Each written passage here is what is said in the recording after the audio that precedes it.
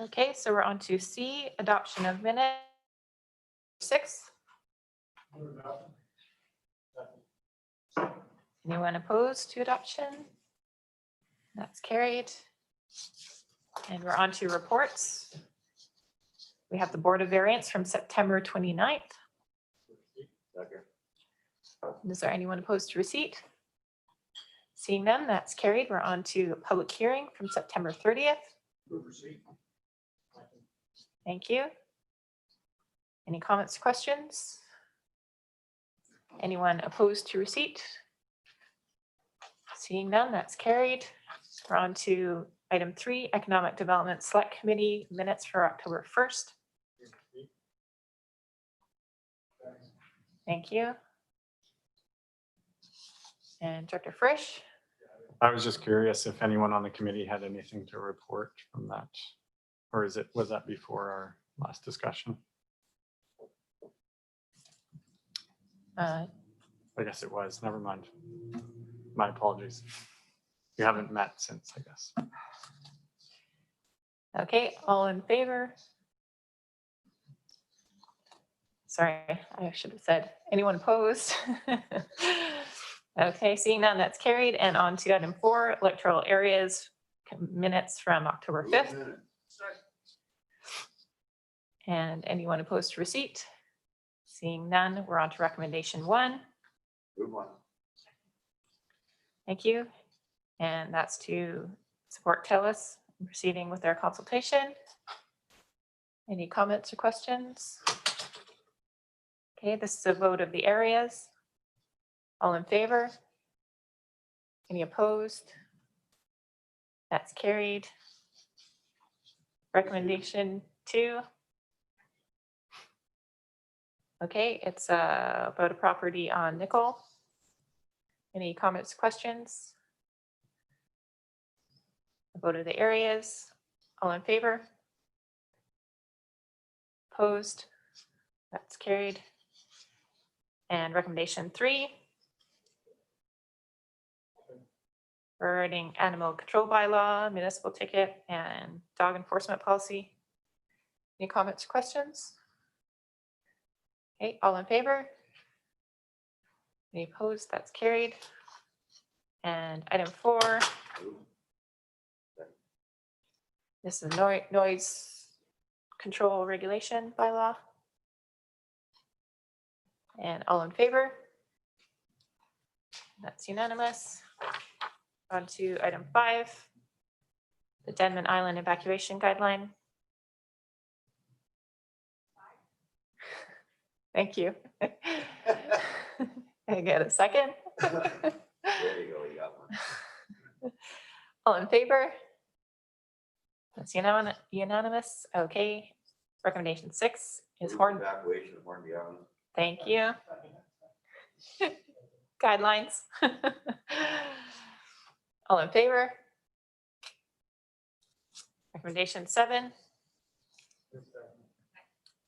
That's the Community Economic Recovery Infrastructure Program. All in favor? It's unanimous. Recommendation 8 is the fire program for Goose Pit. Thank you. All in favor? Unanimous. On to 9, Little River Crescent Beach.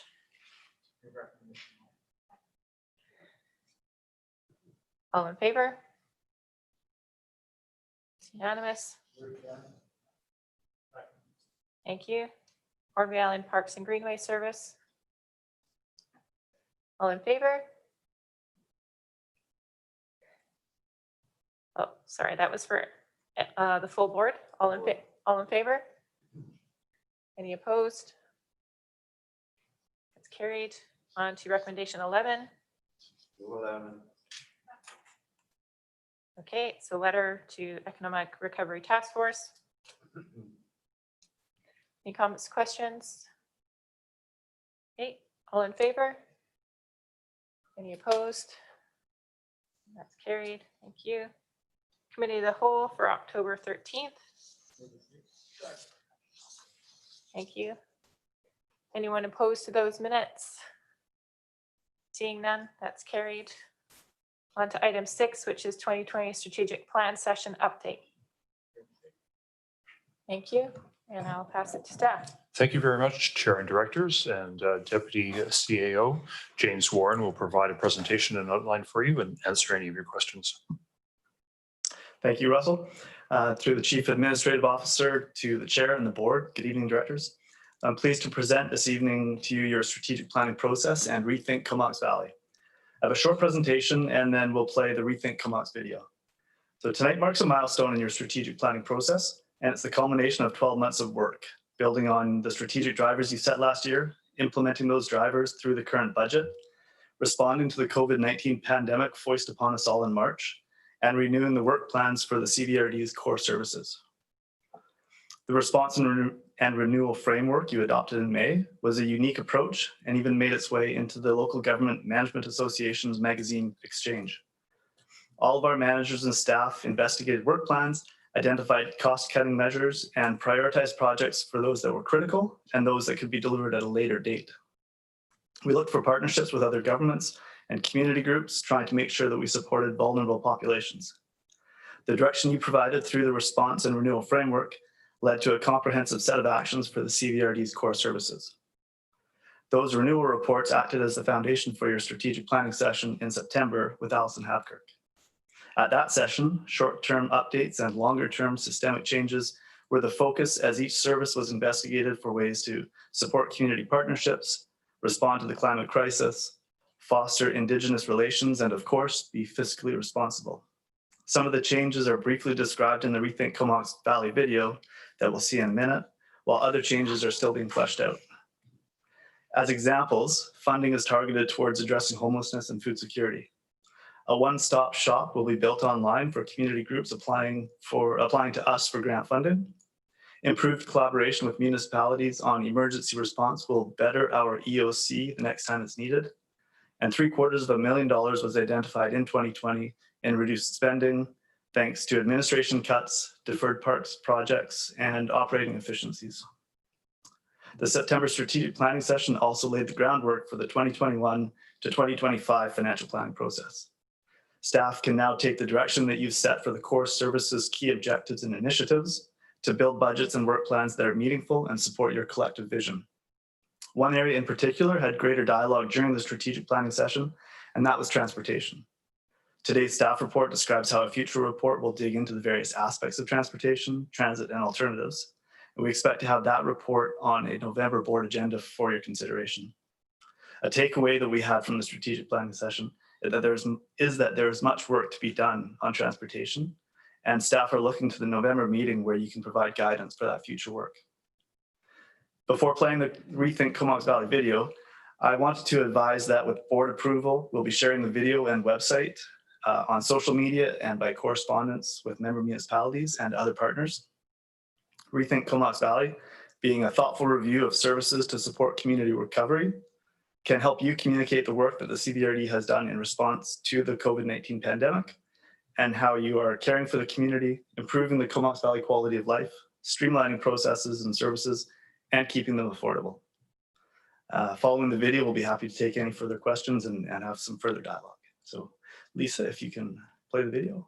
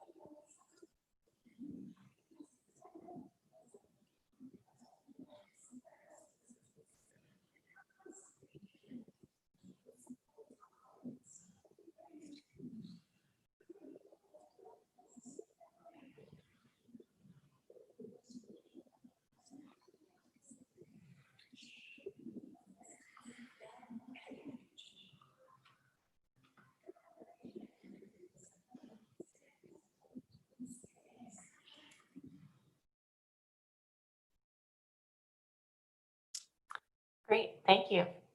Does anyone have any questions? Director Hamir. Thank you, Chair, and thanks to staff for that. The video I thought was really well done and conveys a lot of very impactful information in a way that I think our community might surprise the community. Surprise me too. I think when I see those numbers in total, it's like, wow, I can't believe we did that. This is just a question around grant and aid. I know like outwardly we're looking at that dashboard so that there's a one-stop shop. It's come up, just recently at electoral areas that on our end, when we receive applications, especially when they are fairly substantial, that we don't necessarily get a very fulsome application. At least the directors themselves, we don't see budgets. And I'm wondering if staff can put their mind to support, like putting forward, especially over a certain dollar amount, maybe over $10,000, that if we can see, a full budget of how the money is going to be spent and a little bit, and, just a little bit more fulsome, just so that we can be assured that, those funds are being used, in a way that is using public dollars in a good way. Thanks. Great suggestion. And yeah, that's part of the approach to provide a more fulsome review and consideration of those projects that are coming in, proposals. Yeah, I just really want to commend staff for the job that they did. We were already dealing with COVID and all the staffing issues and closures and everything that came along with that. But then we asked as a board for staff to review each of our services and do a pretty deep dive and how is it affected by COVID, what savings can be found, and that was a very difficult task on top of a difficult situation. So I just want to say thank you. You gave us the information that we needed to make the decisions as far as planning for our future. So thanks again. All right, is anyone opposed to receipt? Seeing none, that's carried, and there's a recommendation. Thank you. Any discussion? All in favor? Any opposed? That's unanimous. Thank you. We're on to item 7, Economic Development Service Workshop. Thank you. Thank you very much, Chair and Directors, and Scott Smith prepared this report to summarize the actions, and we'll just provide the briefest of presentations and answer any of your questions.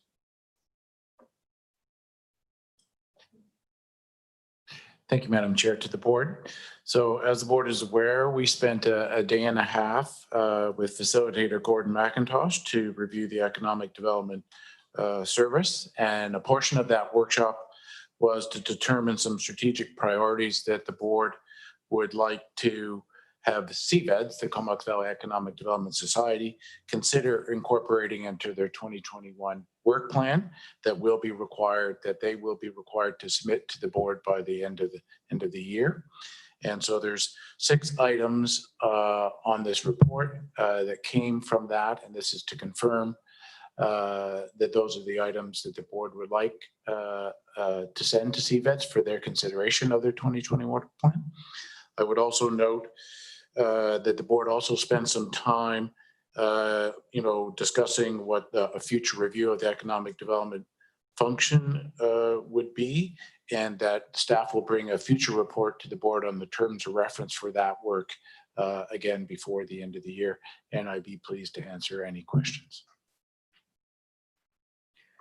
Okay, Director Frisch. Yeah, thanks, Chair, and thanks for the report. Scott, really appreciate it. One of the items which I feel might be missing at this point, and it's only because there is now an addendum talking about a food hub. And I know that in our talks a couple of weeks ago, it was indicated that we were really interested in seeing something like that move forward. But it was mentioned that you were currently working on something with CVEDS in that vein, and so it didn't need to be on the list. But now seeing it, I wonder if we want to put it on the list just in case this addendum qualifies as work is done and it doesn't need to be done anymore. I think a food hub and more specifically an aggregation hub, which are apparently two very different things, needs to be contemplated and explored. And I think it would be worthwhile putting it on the list, whether or not we consider it done or not. It wouldn't hurt to put it on there, and if it's done, it goes away, and if it's not, it at least it's included in the plan.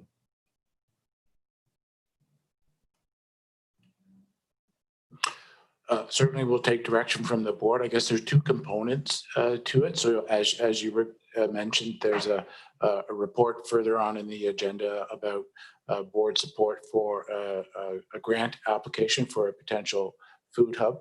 Also, what was discussed, during the session was an agricultural plan that the CVRD staff will be looking towards and bringing reports forward to the Electoral Area Service Committee. But if the board wishes to add a specific item here, that'd be certainly at the board's discretion for sure. Yeah, and I guess what you're suggesting is maybe we want to suggest that the economic development function take care of this idea of an aggregation hub or possibly even a food hub. Or maybe we just want to do this in-house through our work with agriculture. Is that kind of choices we might have? So on the food hub grant application, again, this later, I think that would have to be a joint work between, if the grant was successful and if the board gives direction to make that application, that's going to have to be work that would be done with both the CVRD and CVEDS to work with the nonprofit of the Merville Hall Association, which is involved in that one specifically. Mm. There is further agricultural work going on that CVRD staff will look towards, like I said, bringing more information forward. I would say, given the work that CVEDS did in Innovate 2030, a substantial amount of time was spent on what the agricultural industry needs to consider. So that would certainly, I would expect to see those items on their work plan as well. But again, staff will certainly take the direction of the board. Okay, well, if you're saying that based on the Innovate 2030 plan, it's likely to be on there anyways, it wouldn't hurt to add it. So when the motion comes up, I would definitely make that suggestion. Sure. And for instance, the CVED's work plan will come back to this board. So you'll have a chance to see, if it's there or if it's missing. Great, thank you. Director Swift. Thank you. Well, I really enjoyed our strategic planning session that we spent time on those 2 days. I would like to make a motion to table these recommendations so it gives us an opportunity to have a fulsome discussion with our own council and also to explore the value to the town of Comox moving forward in this service. So I would like to table this to November 17th meeting. Maybe the motion would be refer to. Refer? Yep.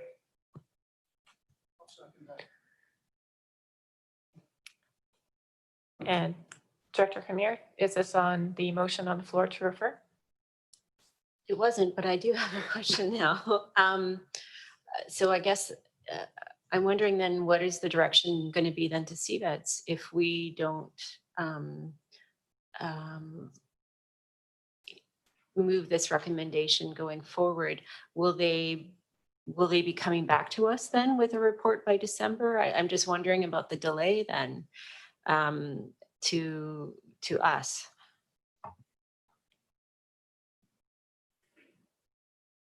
Does staff want to? Oh, So CVEDS is still required under the contract agreement to submit a proposed 2020 work plan to the CVRD board. I guess by delaying this, there might be some delay in the suggestions that the board during that session wanted CVEDS to consider including in their 2021 work plan. It doesn't mean that, so the CVEDS still has to bring that forward. And if there is a delay, those items might not apparently be on there immediately, but you could then add them later for them to consider. But it doesn't change the requirement for CVEDS to still submit a work plan for the CVRD board to consider. Do you have a follow-up, Director French? If I might, then maybe I can just ask the motion. Would Director Swift, would you be able to like elaborate what is happening like at Comox that would require us to wait? This is work that our service is providing, and you're asking us to wait for. If you could elaborate for what reason? Yeah, go ahead. Okay, well, I guess I'm having some concerns about the direction that we're going. We've created this contract with less money, and we seem to be piling more and more things on for the Economic Development Society to consider. These priorities that we work through, it's just asking them to consider. There's no guarantee that they would make them to a place of action. And we've got other priorities coming on as well from the task force. And I'm not sure what those are, as well as now we have the food hub. So I'm not sure who's directing CVEDs and what's reasonable to expect. So I have some concerns about I guess, the whole service. Would that not be answered though? Sorry, through the chair, in December when we get the report back from them saying what they can and cannot do? Go ahead, Director. Well, I guess we could, it might. But I know when we looked at the 2030 plan, certain aspects of it were drawn out and it's led to a lot of dissatisfaction because things weren't done.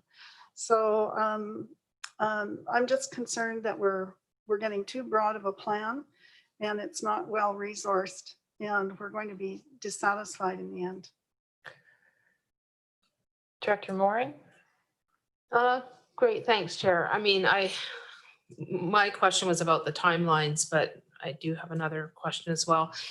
My question was how they could make the timeline if for December if this was delayed, this recommendation.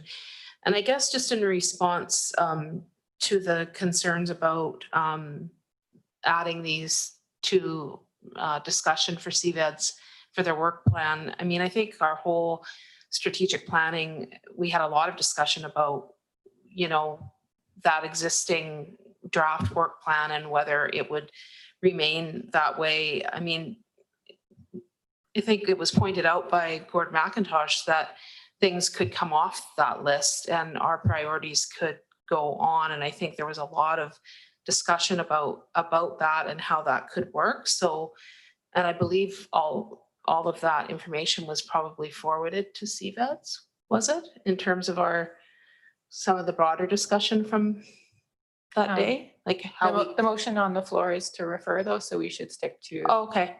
whether we're going to refer or not. Okay. Yeah. Okay. So just in terms of the timelines, I don't think we should refer. Thanks. Thank you. Director Frisch? Yeah, thanks, Chair. So in my perspective, or from my perspective, we have a contract with CVEDs, which we've of course all agreed to. So they're willing to do the work. We want them to do the work. And in that contract, it outlines that we will give them some feedback and suggestions on their work plan. So that's what we're doing. I don't really see any reason to delay it. If in remembering what was on their list that they brought to us, there were only a handful of items that were actually still being worked on. So it didn't seem like they had a long list of things that they were actually working on right now and are gearing up to make a plan for the next year or two. So it makes sense to go ahead and pass these on if these are in fact what the board would like to see happen. Director Grant? Yeah, thanks. I think that what our town, we'd like to keep our council up to speed with what's going on. They haven't had a chance to really see these recommendations. We haven't had a chance to speak with them on what they are and if they are in fact a direction that we want to go. So I think this is just really us wanting to take this back to get our council up to speed with what's going on. But you are part of the task force and we're part of the workshops. So you could relay this information.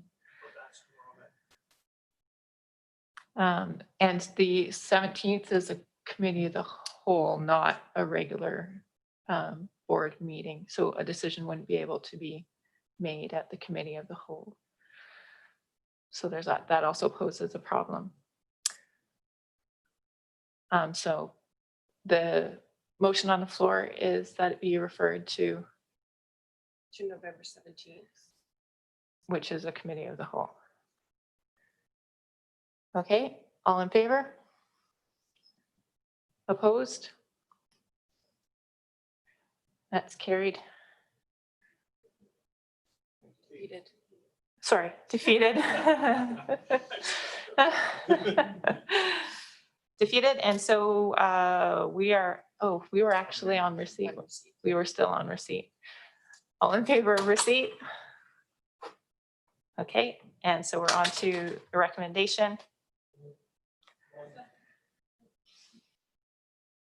Is there further discussion? Director Frisch? Yeah, if the board is willing to support me, I would move that we amend the motion to include a seventh point of a food hub and or aggregation hub on the list so that they understand the importance of that particular item for us.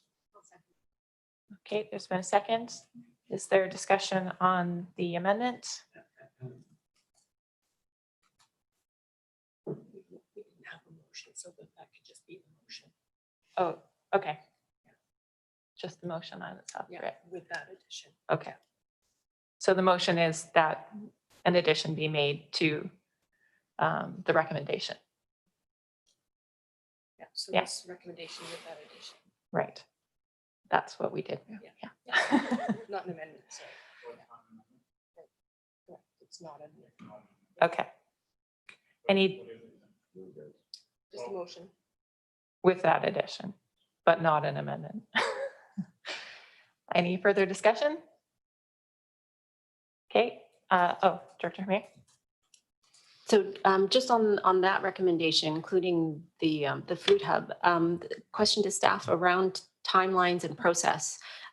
We would be expecting an answer back from CVEDS at one of the December meetings. And if you could just sort of give us what the options will be then, if we are including like funding options. I'm assuming not all of the 7 recommendations will be included under their budget. Like could you talk to what some of the process might be going forward? Sure. The chair through to Director Amir. So the next step is that they will, if this passes, we will provide this information and we'll be asking them to present their 2020 work plan to the board prior to the end of the year. Now, it could be done sooner. So if it gets to us sooner, we'll bring it to the board sooner for your consideration. You'll consider that work plan and then you have time to consider whether that work plan is within what you're prepared to support or whether you have comments back to CVEDS. As far as the budget related items, that would be part of the a budget discussion. They have a budget for this year. Future will be as part of the 2021 budget discussions. We have a contract with them for a budget amount, but if there's other works, that would be part of the 2021 budget discussions. Hopefully, if that answers your question. Thank you. Director Frisch? Yeah, my question is if the work plan will be presented by CVED staff so that we can ask questions of them. We would certainly make that request that they present the work plan to the board. Oh, Yes. Thank you so much. Okay, seeing no further lights. All in favor?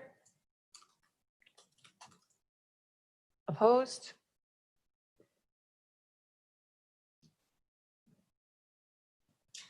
And that's carried.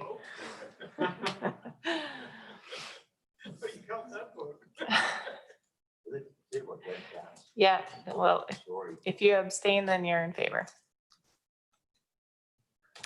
Okay, we're on to item 8. Thank you. So Regional Active Transportation Network Grant. And Madam Chair, I'll just ask Alana Mullally to come forward, Senior Manager of Sustainability and Regional Growth Strategy. We have 2 reports with amendments here, and she can just speak to them briefly and answer any questions on this in the next. Thank you. Good afternoon through the chair to the directors. This is a good news story, this first item. This is about incorporating a grant that we've received to undertake a regional active transportation network plan into the 2021 financial plan for the Regional Growth Strategy Service.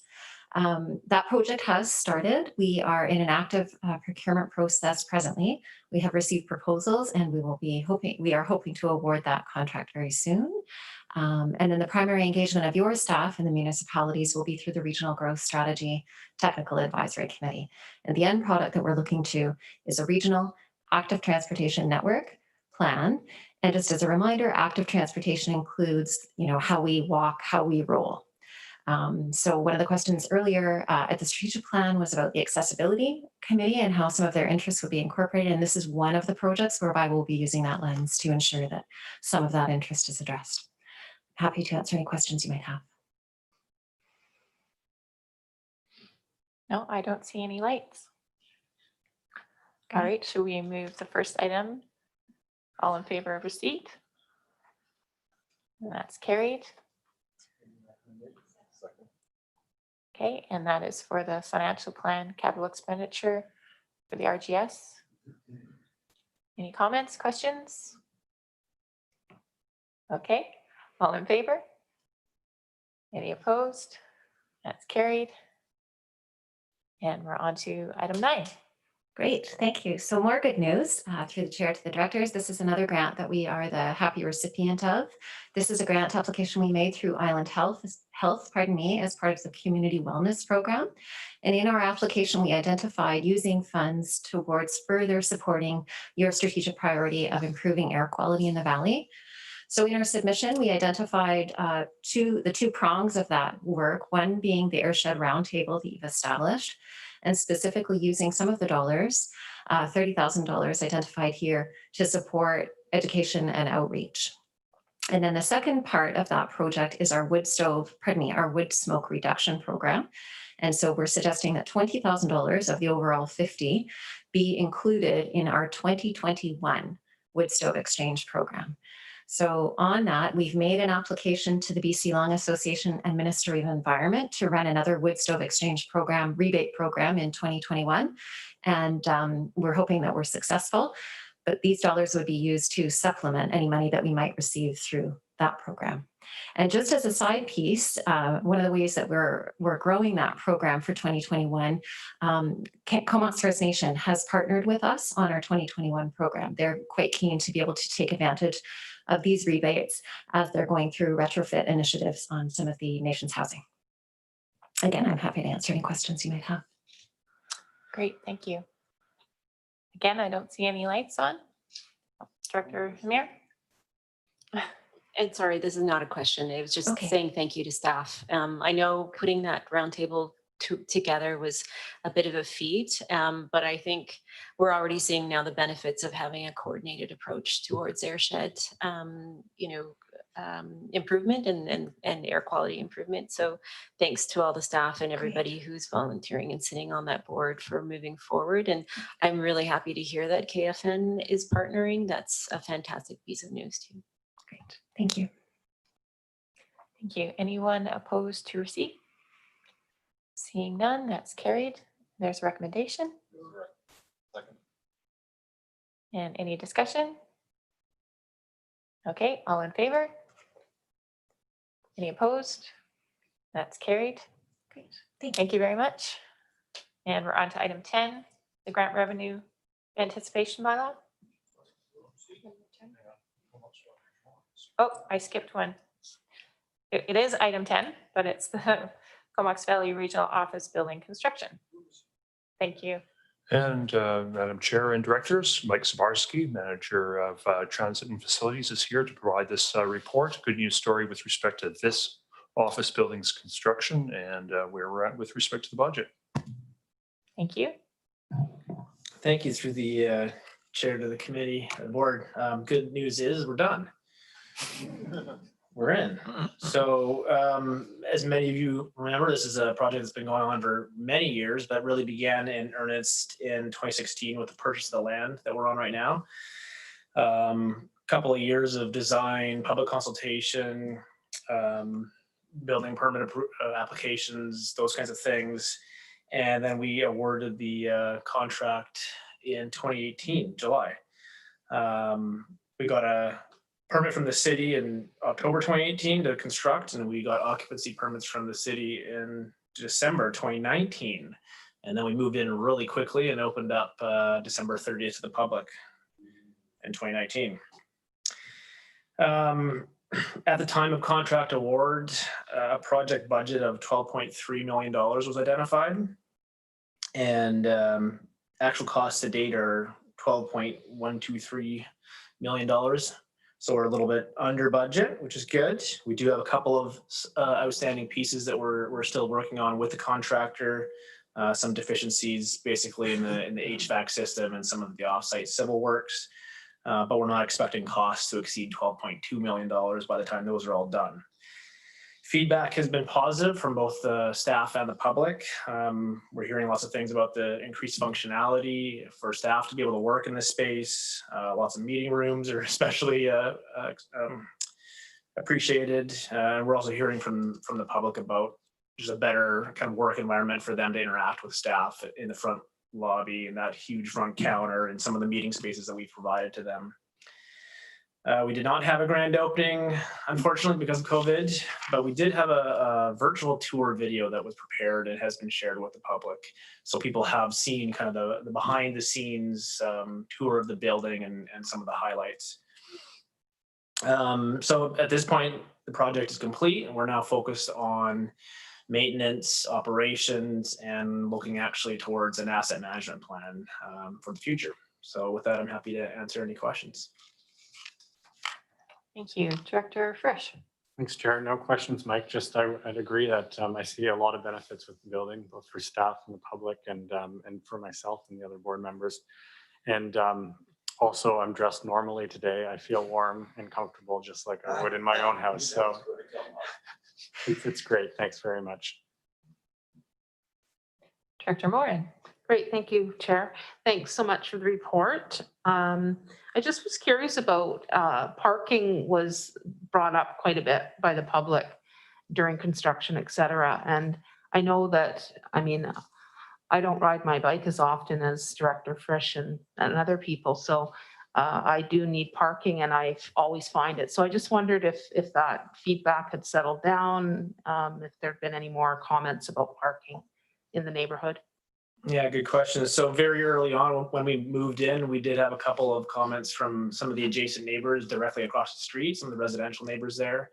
And we gave directions to staff not to park in front of residential properties. And since then, we've had no negative feedback from the neighbors, and staff have been happy with where they've been able to find parking on basically all on Harmston on this side of the street.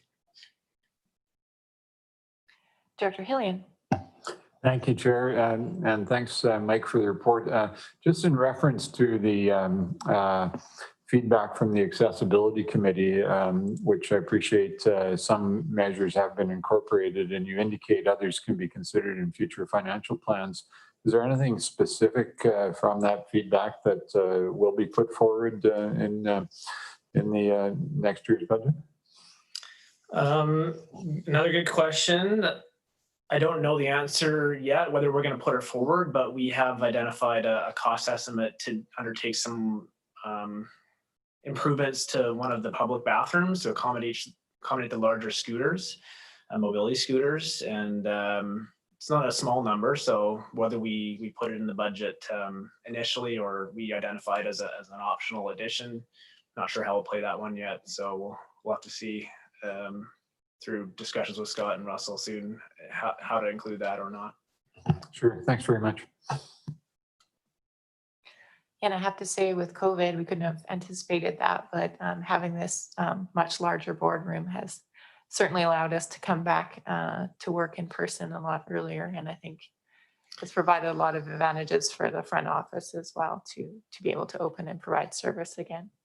Yeah, definitely. I think the physical space itself has been excellent for allowing some amount of staff back, the public interactions that we've been able to open the front lobby for, but also the IT infrastructure that's included here has allowed staff to work from home as well. Great. All right, seeing no further lights. That was just for receipt. All in favor of receipt? Any opposed? That's carried. We're on to, oh, Director Morin. Chair, I just wondered if we could have maybe a 5-minute break, because it's been close to 2 hours. Yes, let's have a comfort break, 5 minutes.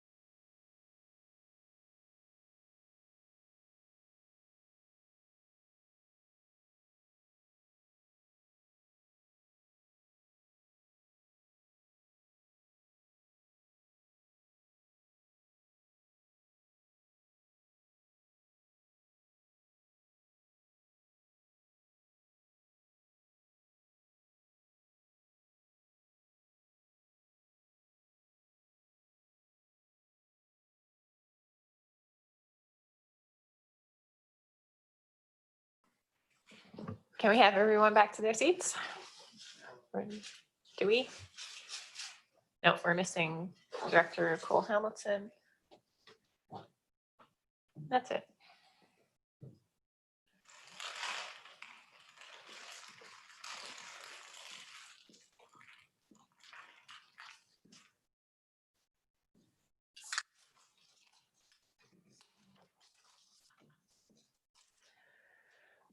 Okay, so we're on to item 11, the grant revenue anticipation borrowing bylaw. Thank you. Are there any opposed to receipt? Seeing none, that's carried. Okay. Let's amend the repayment date. Is there any discussion? Okay, it's a vote of the board. All in favor? Any opposed? Seeing none, that's carried. And we're on to item 12, which is director reports. Thank you. And Director Arbor?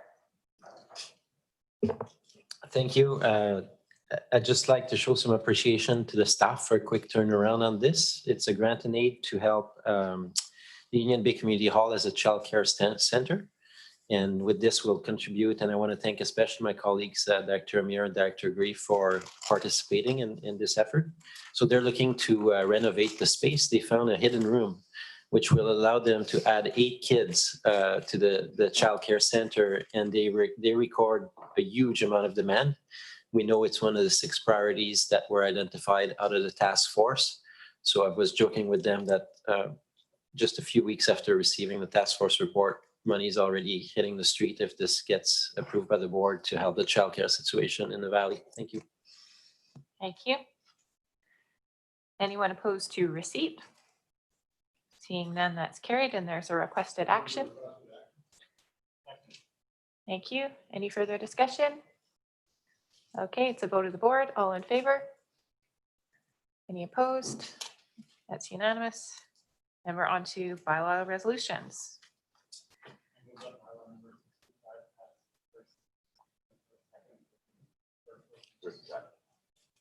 Okay, yep. Bylaw 625 for first and second reading. It's a vote of the areas. Any discussion? All in favor? That's unanimous. Okay, move for third reading. Again, vote of the areas. All in favor? Any opposed? That's unanimous. On to item 2, bylaw 626. Thank you. The noise control bylaw for first and second reading, vote of the areas. All in favor? That's unanimous. Now for third reading. Move third. All in favor? That's unanimous. On to 3, bylaw 627, municipal ticket information. Moved for first and second. All in favor? That's unanimous. Moved for third. Thank you. All in favor? Any opposed? Okay, that's carried. Move 604, third reading. Thank you. Bylaw 604. Amendment number 5 for third reading. Vote of the areas. All in favor? And that's unanimous. And that brings us to new business. Item 1 is Electoral Area Service Committee for October 5th. Thank you. The following resolution was passed, that staff be directed to apply for the Investing in Canada Infrastructure Program under the Rural and Northern Community Stream for replacement of the shingle spit boat launch on Hornby Island. And staff are proposing an alternate recommendation. And the recommendation is below on your screen.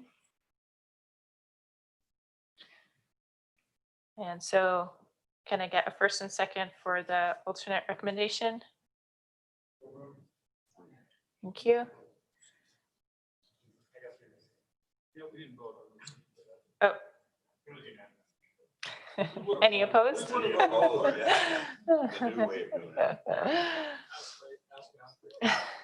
it. Okay, any further discussion on the recommendation? And it's a vote of the full board. All in favor? Any opposed? That's unanimous. Okay. Yep, Director Arbor. Thank you. I would like to add something under new business, which would be a motion for consideration by the board. I would move that staff be directed to present a draft property acquisition policy for consideration at our next CVRD COW meeting on November 17th. And further, that staff bring back requisition options to fund the regional park service function in 2021.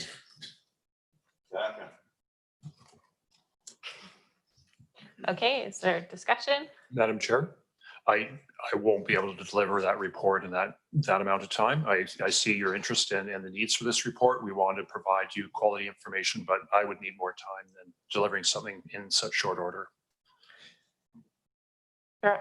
Arbor? Speaking to the motion, I think there are considerations before the board that require timely consideration of such policy. And so I would encourage the board to push our staff to try to get this done. Thank you. Director Hamir? Now that I've got a full mouth.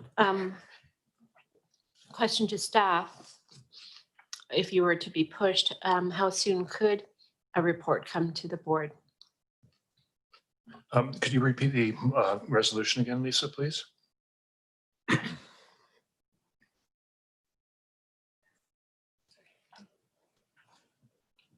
ahead. So that's to direct staff to present a draft property acquisition policy at, I believe it was the November 17th COW, with options to fund a regional park service in 2021.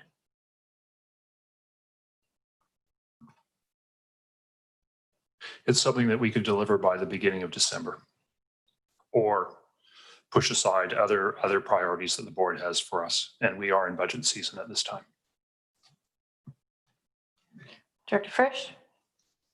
Yeah, I like the intent of the motion and I like what we're looking for. I don't know that there's a big rush for it, and maybe the mover would like to speak to that, but you know, I'd be happy to see this report come in the new year, even well into the new year. It really just depends on what we're aiming for in terms of property acquisition and such. Yeah. Director Arbor? Yes, thank you. I believe that before ESC are some considerations that are worthy in relation to our strategic plan for the park service for the 2011 to 2030 plan. And I believe that the board would be best served by having supportive policies in order to consider some of those opportunities. Thank you. So I would push for the December deadline. Director Frisch? Yeah, thanks. I'd be happy to support the motion if we take out the date altogether, and then we can whine and complain next year if we don't get it quickly enough.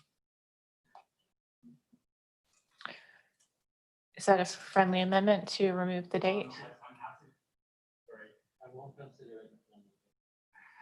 Okay, Director Grant? So I'm a little bit confused. We started with next meeting and then I think you said early December. Is that what you said? Yeah. So you're good with the early December? Okay, so I would make that friendly amendment. Yeah. Yeah. So is early December good, Russell? Yeah, that's what I said. Okay, there we go.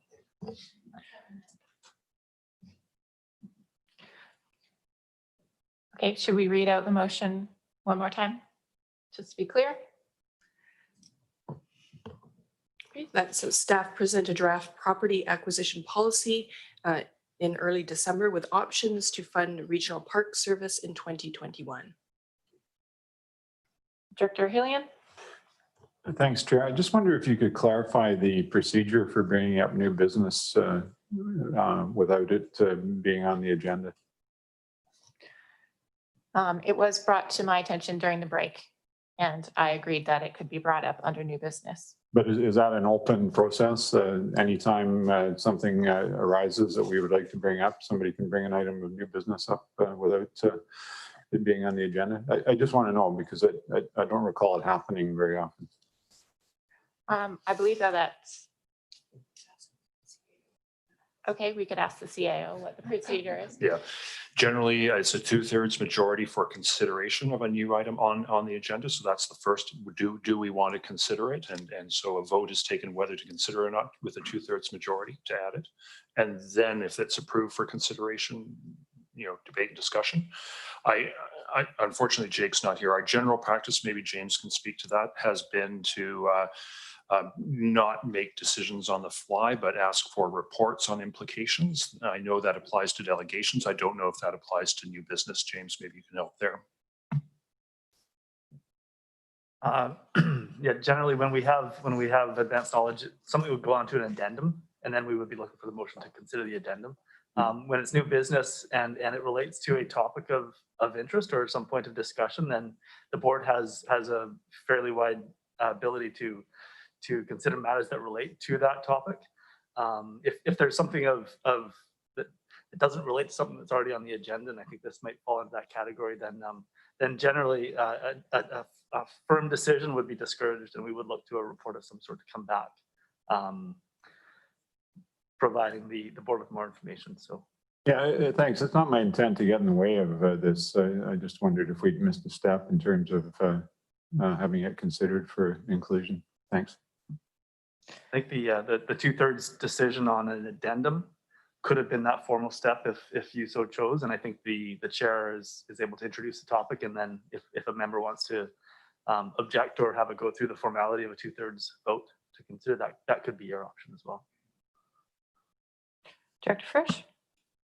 Yeah, so in case I wasn't clear earlier, I do feel like maybe it's a little bit too much pressure on staff on the fly on the moment. I would also be happy to support a report on this issue. I mean, I don't know what it takes to create such a draft, and it actually might just be a better step to get a report back on it as a first step. But again, it sounds like you're under quite a bit of pressure to deal with this really quickly. So if there's support from the rest of the board, I don't want to get in the way either, but that's my sentiment at this point, that this might just need to be played a touch slower, which would still be extremely fast by local government standards.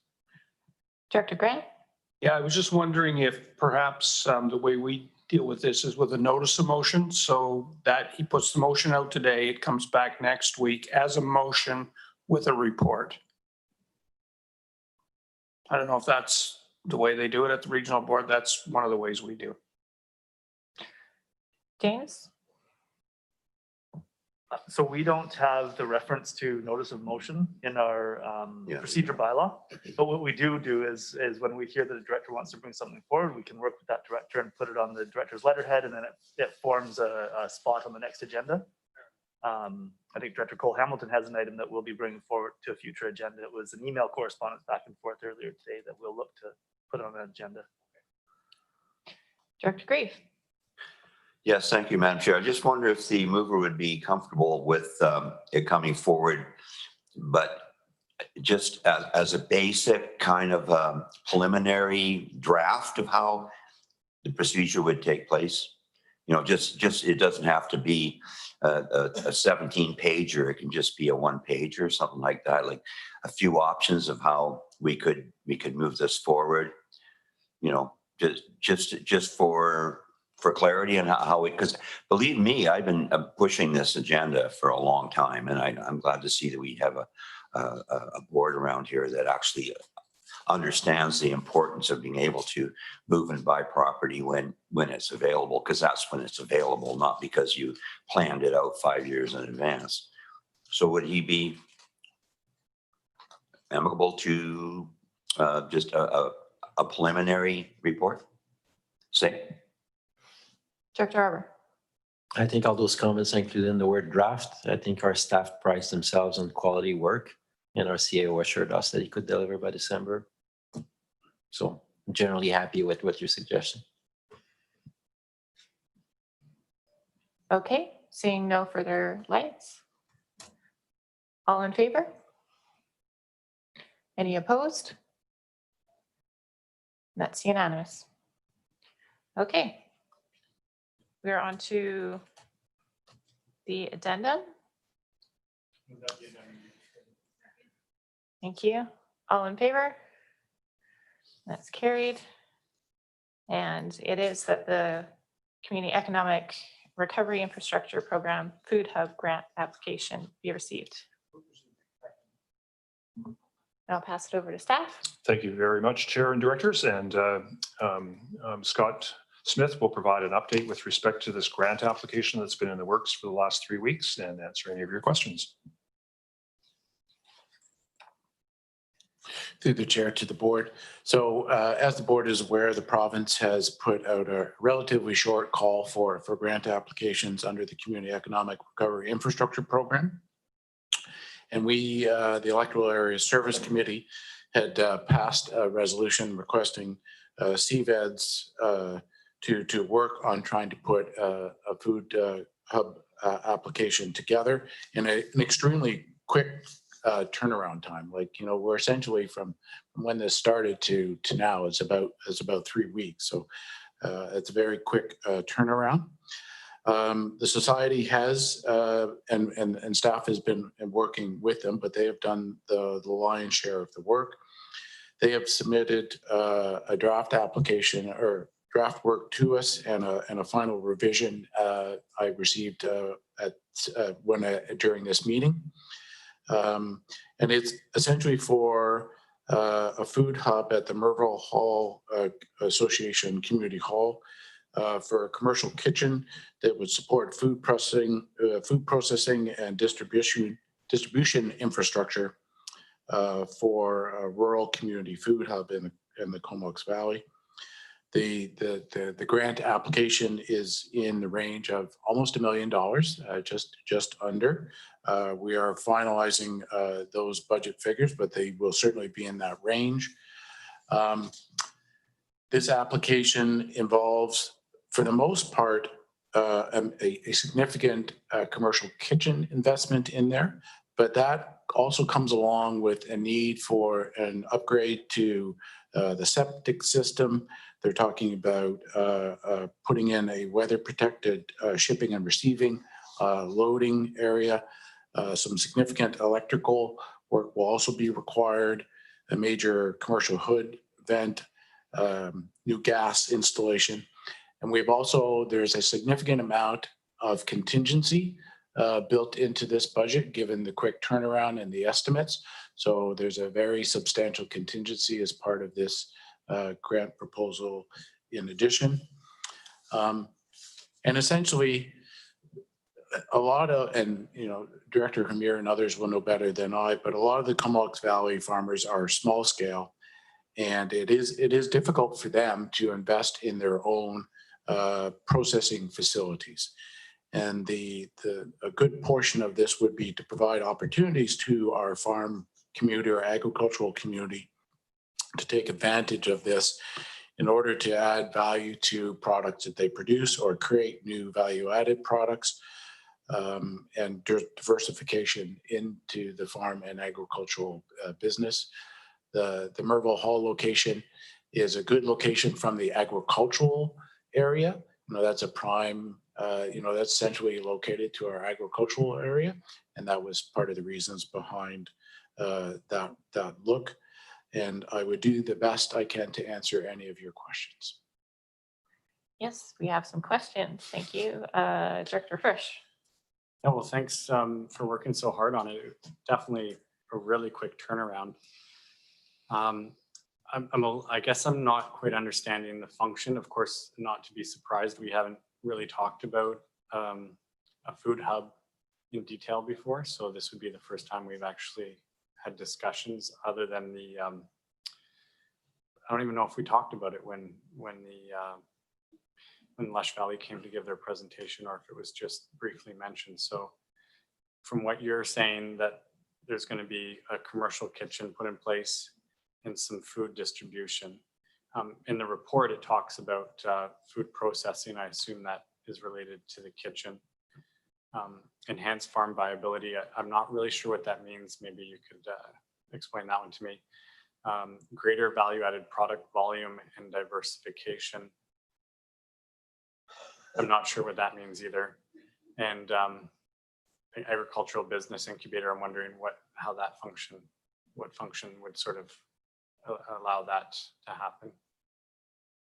So through the chair to the director, I'll do my best. Essentially, one of the challenges that we have is in the area is we produce a lot of products in a small period of time, but we don't. Now, I think there'll be others that can better answer this than I. But there's products that have a limited shelf life, and there's not the ability for the small farmer to create a raw product and take it into a higher end product that they could sell into our local market or a different market, because they just don't have the access to a commercial, inspected and legitimate food processing capability or storage. So that's part of the thought behind this, that would help some of the smaller farmers to take their raw product that has a limited shelf life, create it into a different, a higher end product that then could diversify the market or be able to get that product into, a longer season.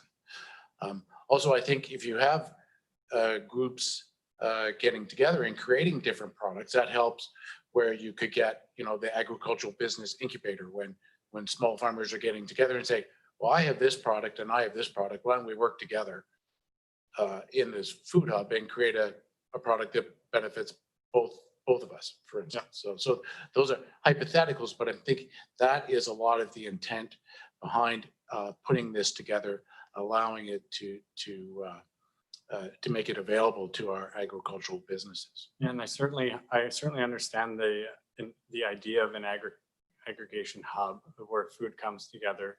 It is very simply processed and then put in either a cooler or a freezer. And then it can be distributed and used. And I understand basically that a food hub is a way to bring people together to work on food processing and using food and all the rest. I guess because the report is so short, I'm just struggling to see. I mean, we're asking for $1 million. It's not like we're saying, hey, can we get 50 grand to do something? So if we're going to put our name on it, we want to be sure that we're going to pull off. If we get $1 million, we got to pull something off. And so I'm just wondering, what exactly is going to happen there? Are they talking about getting equipment to cut up large volumes, mechanized equipment to cut up large volumes of produce, and then they can store it? Are they talking about having a commercial kitchen where people will get together and learn how to process food for resale? I'm just confused. Madam Chair, if I could provide some greater context to this. The concept of a food hub came from the Economic Recovery Task Force. They sent a letter to the electoral area directors, which was received at their last meeting in early October. They identified acting on a food hub as a priority. They identified that priority on the basis of the input they received through the task force process, reaching out to the sectors. And lo and behold, what landed in our lap was an opportunity for a grant application. And this grant application, as with many others, has a tight turnaround, a month. And the electoral area directors gave consideration to the grant application, the recommendations of the task force, and directed the staff to work with CVEDs to undertake this application. This application has gone from nothing to this concept in 3 weeks' time. And at that time, there wasn't an identification of a site. The intention here is to bring forward, at the request of the electoral area directors, the concept as it is today, so that it may be advanced with the resolution and support of this board for a grant program that closes at the end of this month. Unfortunately, due to the time constraints and limited capacity, our staff don't have all the answers to this, but we certainly are responding to the direction of our electoral area directors who have received this direction from the task force and the sectors who provided their input in response to the pandemic. I think I could also add that if successful, we would continue to work with a variety of of organizations, you know, the Farm Institutes, the Food Policy Council, Lush to work out details. And we would have to have essentially an operating agreement with Merville Community Hall about how the food hub is going to operate over the long term. Yeah, maybe I should just leave this for the EAs then to debate. Dr. Moran? Great, thank you, Chair.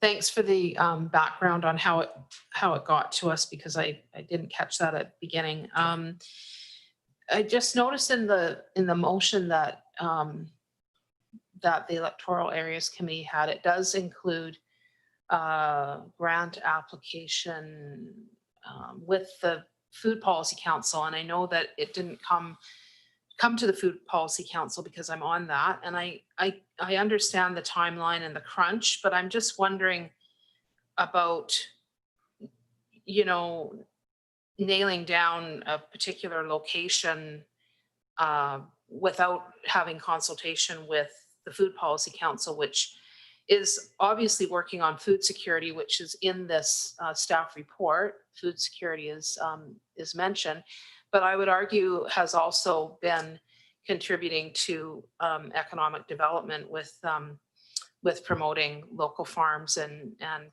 good food boxes, et cetera, and trying to help get some revenue to farmers. So I just see that it's a bit of a, well, it's a glaring omission to not have the Food Policy Council involved with this. So I'm just wondering if someone could speak to that aspect.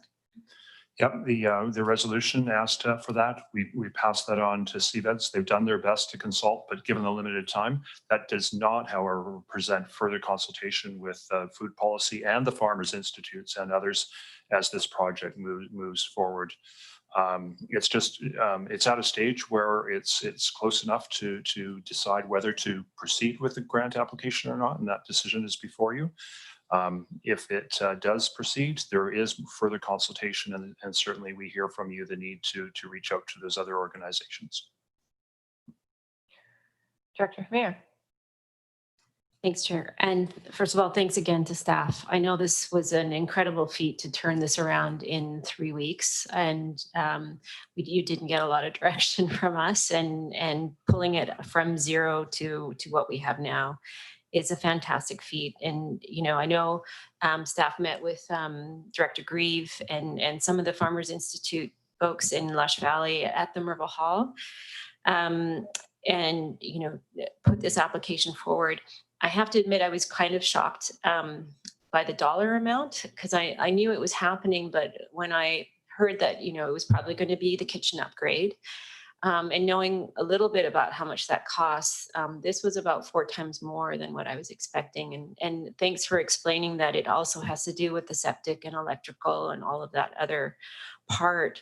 Having said that, it is a very high dollar amount. And my question to staff is, who will be managing $1 million? Is it our staff? Is it Merville Hall Association? Who manages those dollars? Through the chair to Director Hamir. I think it would be primarily CVRD staff working with CVEDs and Merville Hall to manage this. We will be submitting the application, so we would be responsible to so ensure that it's works. our name. We're the primary applicant. Okay, that actually gives me a little bit more confidence to move forward. I think where my hesitation is, and I've spoken to staff about this, is it's not the most ideal location for a food hub. I think something closer to Courtney, where distribution is a little bit easier, where access for workers is a little bit easier. I know staff have been in consultation with Lush around a project on the CVEX grounds, on the exhibition grounds, potentially something happening there. But so here's my concern is, if this goes forward with the title of a food hub application, and something else is also potentially in the works that may require funding as a food hub, are we going to be canceling out our opportunities to get a funding for a site that's maybe a little bit more what the Food Policy Council in Lush Valley was asking for. That's my concern, that, you know, this application will be kind of going out to similar, like to the provincial government. I know it's different streams, but it's kind of known, it'll be known. So my ask is, I'm wondering, and obviously this has to be supported by the rest of the board, if the application can go forward without the term food hub in the title. I don't mind it still being in the content, but if the other board members think that this might be something, a good sort of middle approach, to just have it as a Merville Hall upgrade or a commercial kitchen upgrade, but not title it as a food hub, so that we don't spoil our opportunities to have a different site potentially funded as a food hub. So I'm just going to put that out there, and we can, you know, I don't know if staff have opinions on changing the name, or if that requires something drastic. Does staff want to respond? Through the chair to Director Hamir, or the board. We could certainly try and change it to a different type of name. We would want to make sure that it's clear to the grant, to the grant application process, what it is and what it's trying to accomplish. But certainly, again, we'll take the direction of the board, and I'm sure we could come up with something that's not called a food hub, but, you know, clearly intent is going to have to be very clear to the grantor, so they know, you know, what they're getting, or what we're applying for. Director Hillian. Thank you, Chair. A couple of questions along similar lines. In the executive summary, the first sentence, it speaks of each local government, First Nation, or not-for-profit being able to submit 2 applications. Would that be for up to $1 million each, or is $1 million the total of all the applications that can be submitted? I believe it's each. Okay, so making this application now doesn't preclude a further application along the lines of what Director Hamir is potentially suggesting? This particular program, the regional district will be making one other application, and that was alluded to previously on the agenda, and that's for improvements to Seal Bay. So those will be the 2 from this regional district. I think what Director Hamir is alluding to, the potential of other grant programs that sponsor food hubs. Does this affect our ability to apply for food hub funding for other locations at other times through other programs? Okay, thanks for that clarification. Second question.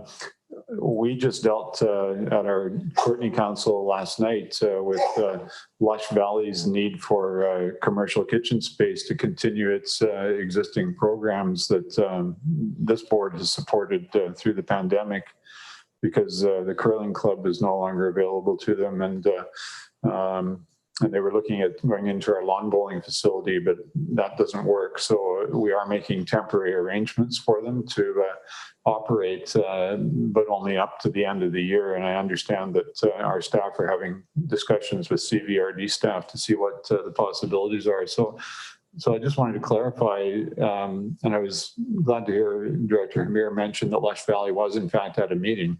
Would this proposal provide commercial kitchen space that Lush could in fact operate in for the purpose of those programs?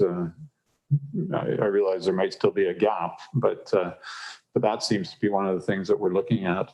So that's a question. The other question I have is just what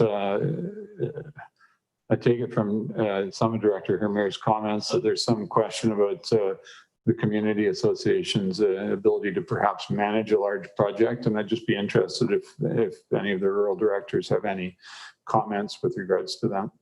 Thanks. Madam Chair, I'll answer the first question with respect to the food hub. This may, but is not intended necessarily to accommodate the Lush, and we are, yes, working with your staff on other options. Director Grave. Thanks. I think what has to be recognized here is that the stream that we're applying through is the rural economic recovery stream. And last time I checked, the exhibition grounds was in the city of Courtenay. I think also that this is more producer focused. What we heard from Lush at that meeting at the hall is that they basically need a place to assemble food. You know, obviously this could play into that as well. But the hall itself is within a radius of 10 to 20 kilometers of most of the food producers in the Comox Valley. So it's more aimed at the farmers than the consumers in this case. The deadline, my understanding, is the 29th. So well, what are we doing here? Let's get pitter patter, let's get at her. I always say that the old adage that a good plan today is better than a perfect plan tomorrow. I know this has got the full support of the Comox Valley Farmers Institute. They see it as a great opportunity. My feeling is that we can work out details later. We can fight over the money later. Let's get the application in right now because time is of the essence. I think that this has been bandied about for at least 10 years in my recollection. So, and the fact that the Merville Hall is sitting there underutilized, and there's a possibility of getting a kitchen up and running that can be shared by a lot of processors. I think when we had a meeting a couple of months ago with Minister Alana Popham, she told us to think big, not to think small.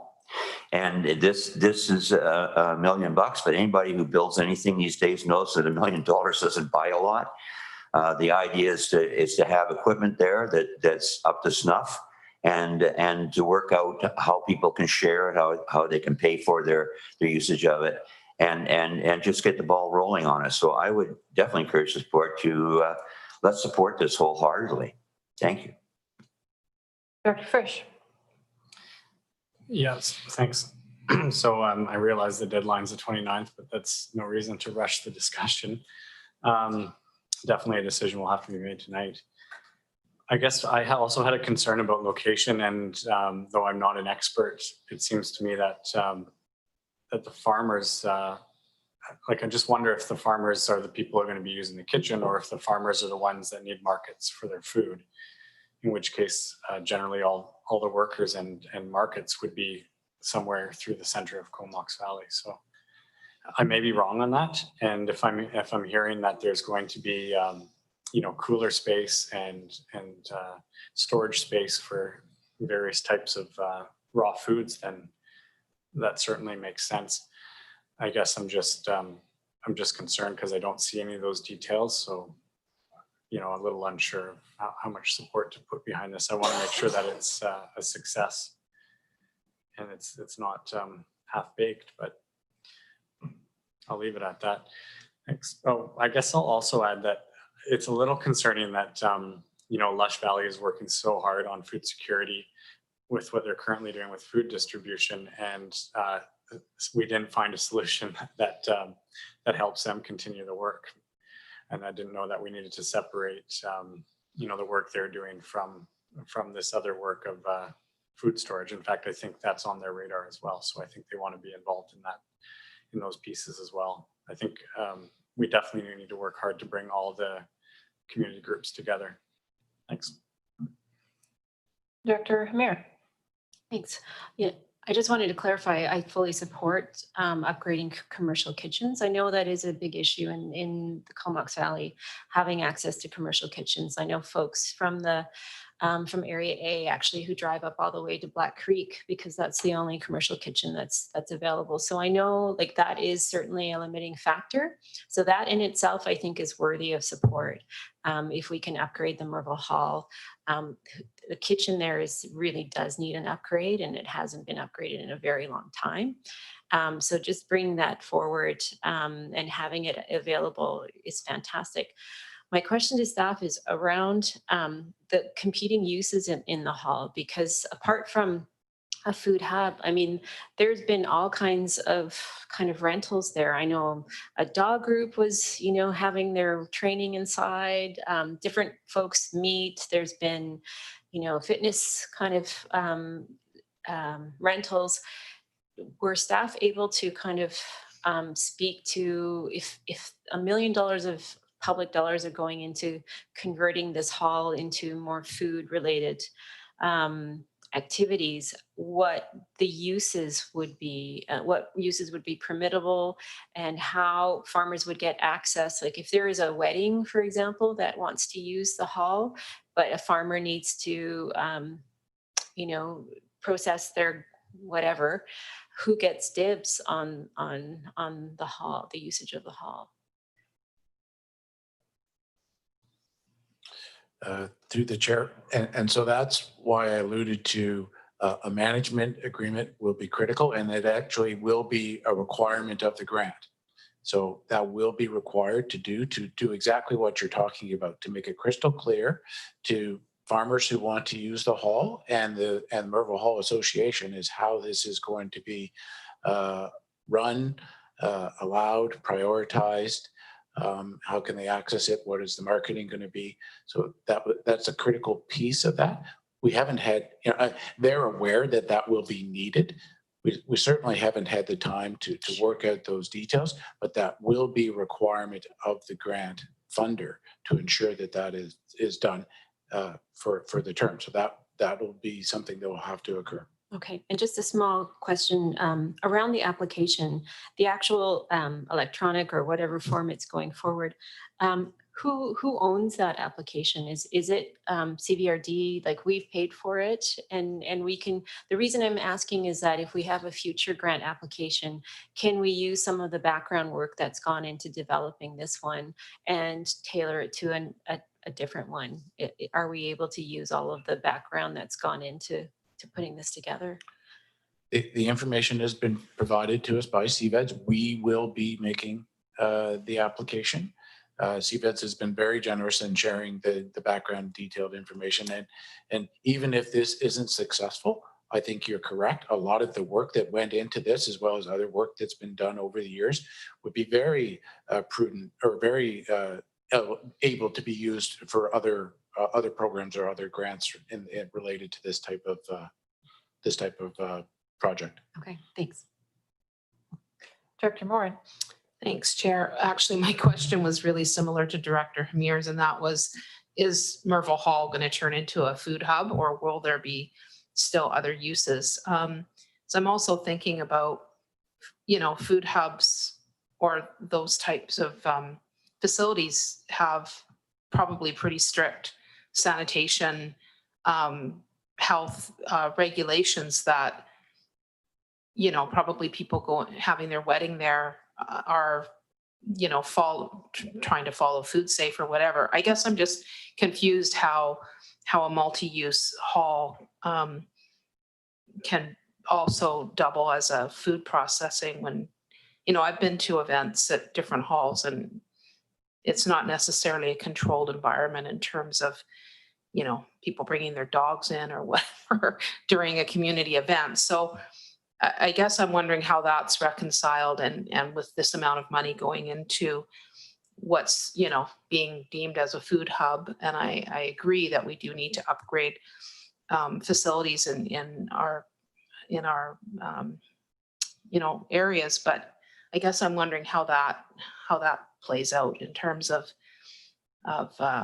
multi-use.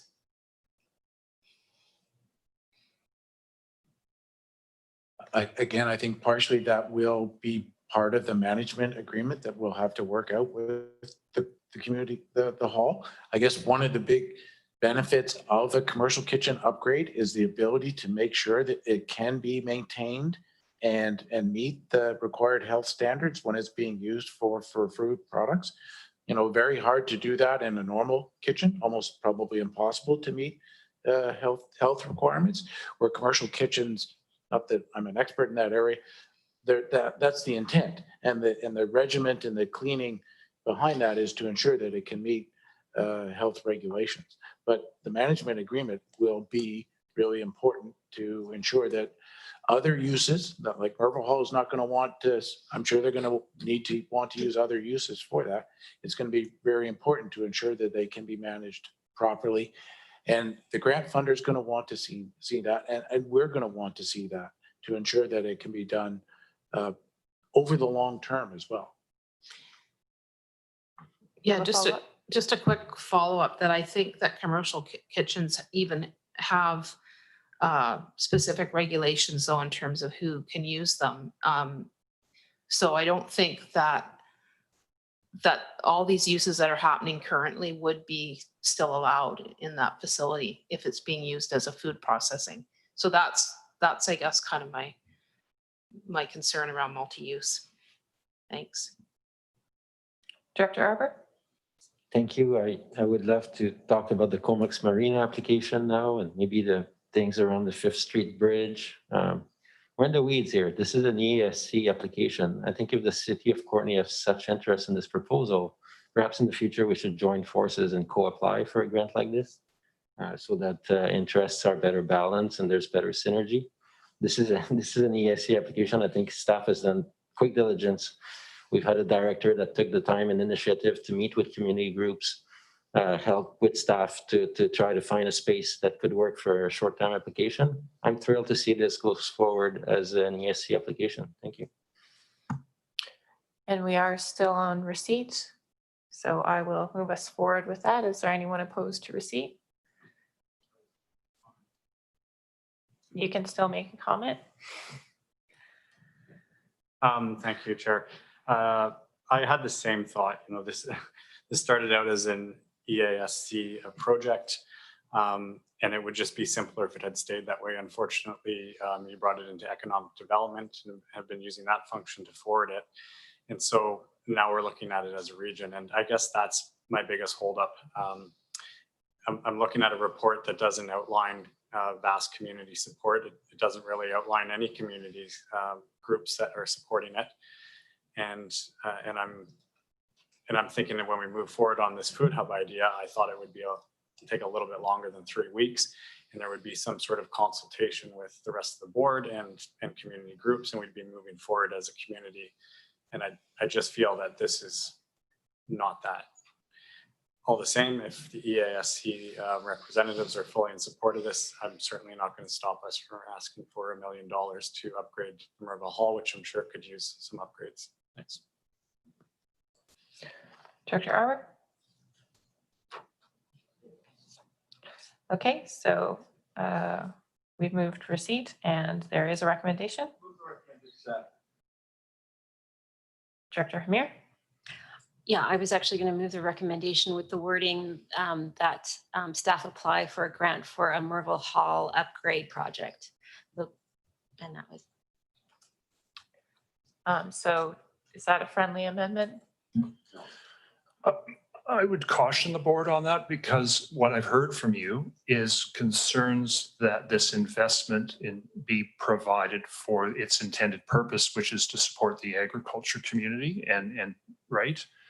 So if you do this simply as a Merville Hall upgrade, what is that saying to Merville Hall? It's saying, yeah, go for it to accommodate those other uses. I think you want to be clear at the very least that this is for supporting the agricultural community and getting their product to market.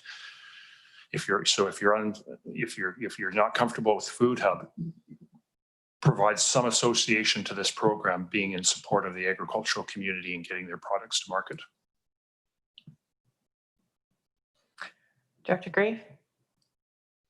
I think quite often this board gets caught up on semantics. I think that we have to use every means at our disposal to try to convey Food Hub is a food hub of some sort, not aggregation, maybe more preparation, more especially as I say, it's more producer focus. So I would not support this at all. I think we have to put forward the strongest possible application for this project. And believe me, it will be well utilized by all the people of the Comox Valley. You don't support the change in the naming of a food hub. Is that correct? Director Hamir, you didn't have a second for that. Okay, so we're back at the original motion as is with the inclusion of the food hub title. Okay, yeah, all in favor? Any opposed? That's unanimous. Thank you. And we're on to termination. All in favor? Thank you. Thanks, everyone.